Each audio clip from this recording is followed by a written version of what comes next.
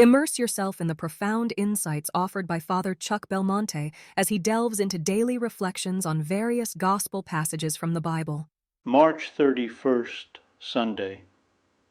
Christian life is a process of identification with Christ and culminates in the cross and resurrection. Today's solemnity reminds us that Christian life must be a constant process of imitation of Christ. This process starts with the first grace received in baptism and transforms the soul gradually until it reaches total identification with our Lord in this life or the next. This is an obligation for all Christians. Thus, you and me must follow Christ so closely that we live with him as did the first 12, so closely that we identify ourselves with him. We live his very life. Following Christ culminates on this earth in the same way as Jesus' own life did, in the cross and resurrection, mysteries which are inseparable in the life of Christ. Our meeting with the cross and resurrection usually takes place little by little, as on a steady upward slope, almost without our realizing it.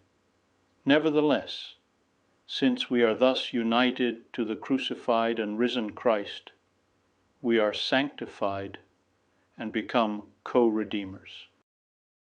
The Holy Cross will make us enduring, always maintaining the spirit of the gospel, which leads to apostolic activity as the wonderful fruit of prayer and sacrifice. Thus, through the Church and each of her members, the great divine secret which St. Paul taught to the Philippians is lived once more, a sure path to immortality and glory, through humiliation to the cross, and from the cross, with Christ, to the immortal glory of the Father.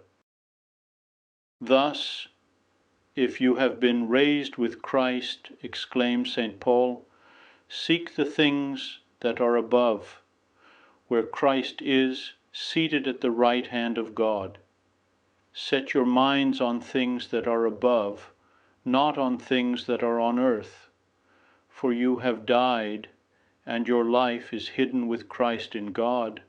Living with Christ in God is an ideal which we are happy to spend our lives pursuing.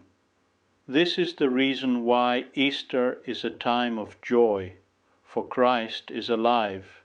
He is not someone who has gone, someone who existed for a time and then passed on, leaving us a wonderful example and a great memory. No, Christ is alive. Jesus is the Emmanuel, God with us. His resurrection shows us that God does not abandon his own. He promised he would not forget us. And he has kept his promise. His delight is still to be with the sons of men. Christ is alive in his church. I tell you the truth, it is to your advantage that I go away. For if I do not go away, the Counselor will not come to you, but if I go, I will send him to you. That was what God planned. Jesus, dying on the cross, gave us the Spirit of truth and life. Christ stays in his church, her sacraments, her liturgy, her preaching, in all that she does.